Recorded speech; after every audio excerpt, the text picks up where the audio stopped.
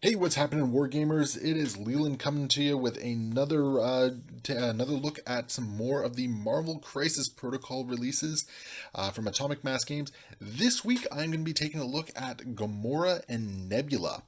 And this one is actually going to be wrapping up the Guardians of the Galaxy releases. I'm just kind of trying to catch up here with what I have. But these ones are kind of interesting. I've looked into a little bit of what the models can do, and they have some interesting promise. I actually am really kind of looking forward to trying out Nebula there. I like the designs on it. You can see that Nebula, they seem to be leaning a little into the MCU look of it. Gamora, obviously looking a little bit more like the comics as opposed to the MCU. So I really like Nebula's look here, but like just right off the bat, that contact point right there with the ankle, that is going to be a nightmare for transportation. That is probably one of the recurring complaints I've seen with the Marvel Crisis Protocol, the models. Some of the models, as great as they look, they do seem to have some issues as far as contact points or a lot of like little elements of it that just you know make you wonder what was the design mentality going on with that. Right.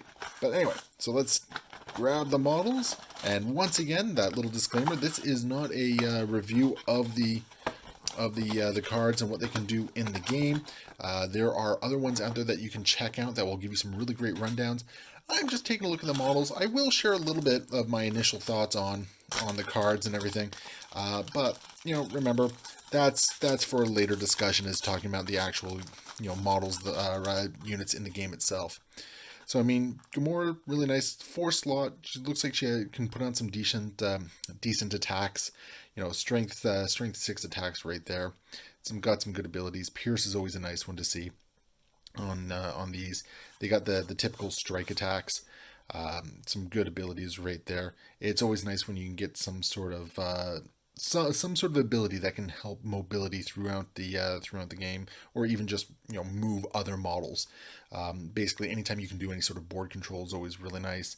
And yeah, this is also kind of cool right here. You can change some results in your dice. Any sort of dice manipulation is always an important thing as well. Then there's Nebula right there. I gotta say, I love the artwork on these things right here. I love the comic-y vibe. Nebula. So Guardians have a lot of very low threat models on here, which is kind of neat. She definitely is squishy. She doesn't have the highest defenses, like especially when you can. Well, I guess she's very similar to Gamora in that sense. Same movement, but less health, less threat. And yeah, right off the bat, I mean, she can never take some objectives, so that's going to be a big deal right there. Her sole reason is probably going to be getting in there, trying to do objective denial, just kind of disrupt game plans. But anyway, nice cards. Looking forward to trying them out. Really looking forward to doing more with this game, just in general. All right, we got tokens. They are tokens. You guys know how I feel about them. And no mission card on this one. It looks like we just have a couple tactics cards that we can use. So, and this one's kind of nice. I've only seen a handful of ones right here that return damage. So having something like that is always quite nice. And then we got the unaffiliated card that looks like it does take Gamora or Nebula here in order to do something. And yeah, so it looks like they can sort of like team up and take on one target nicely. So let us take a look at the models. And one thing I've always wanted to point out, I don't think I have it, I always like these little details right here. I actually threw out so many sprues before I realized that there's little bottles and coffee cups on here, in addition to the bases. So there's some really nice stuff on here.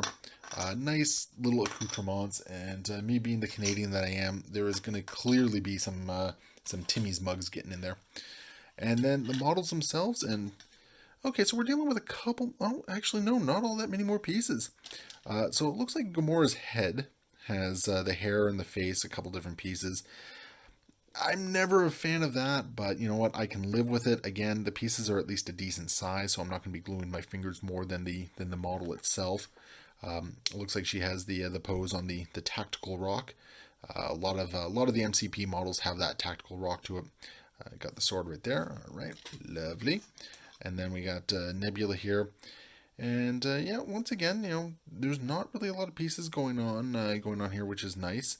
That contact point between the ankle and the thing that she stands on still has me a little worried. Oh, I guess it's not the ankle. I guess it's the toe of the foot right there. So I'm a little concerned about that one, but you know what? We are going to get it built and take a look at it. So yeah, just give me 1 second. So we have the Daughters of Thanos assembled. So we got Nebula and Gamora. So let's take a look at Nebula first, because frankly I find her model more interesting. So right off the bat, I love this pose. I love this idea of like her sort of like leaping over this bit of debris there. The blades are brandished and everything like that. It is a great pose. What I don't like is that is the connection point right there. Like there's a little socket. You can sort of see one of the lines there that that you glue in there, but it is such a narrow line that connects everything, and I am paranoid that this model is going to break. But I mean, otherwise, it's a fantastic model. Like the design, the details are very clear. So let me get a nice close up here. It's still a bit of soft plastic here, but like the design is really nice. One beef I have with it though is like that little piece on the side of her head. That is a separate piece, and my giant sausage fingers almost lost it like 2 or 3 times while trying to assemble this.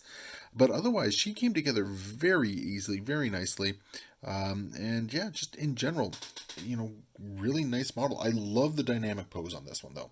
I think that's something that really speaks to me on this one is, she has that nice sense of motion. I think that was reflected well in her card. She's going to be moving around a lot. You don't want her to be sort of bogged down or anything.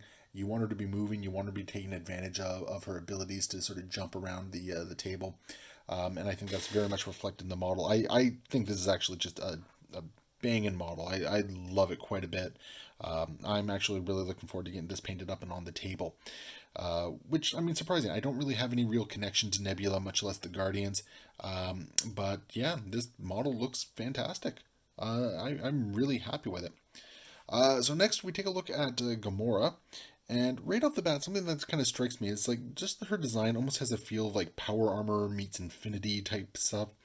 Now I understand this is more of the comic look for her, so you see a lot of like the armor plate separations and everything like that.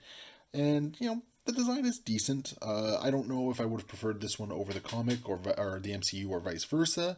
I do like the forward motion of it. I don't like the little small connection point. But I mean, those are always a pain. At least this is hard plastic and not resin or metal or anything like that, where the weight can sometimes knock it over and break it with the metal, or the resin will just snap. The hair was a little bit of a pain. Again, it goes back to the big sausage fingers. Unfortunately, I almost lost parts of her hair a couple times.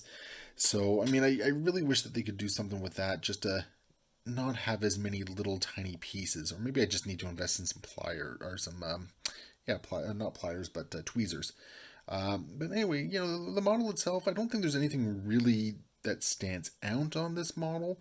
It's solid, nice forward momentum, kind of gets the aggressive nature that she has with it.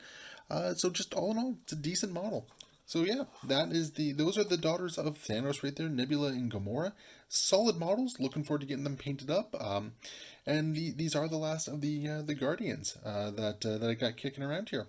So anyway, hopefully you enjoyed this video. If you did, be sure to give it a like and subscribe. Let me know in the comments below what you think. I do hope to expand the content outwards to more than just the MCP boxings. I do want to start doing some actual videos, like real content on it. And of course, until I see you next time, happy wargaming.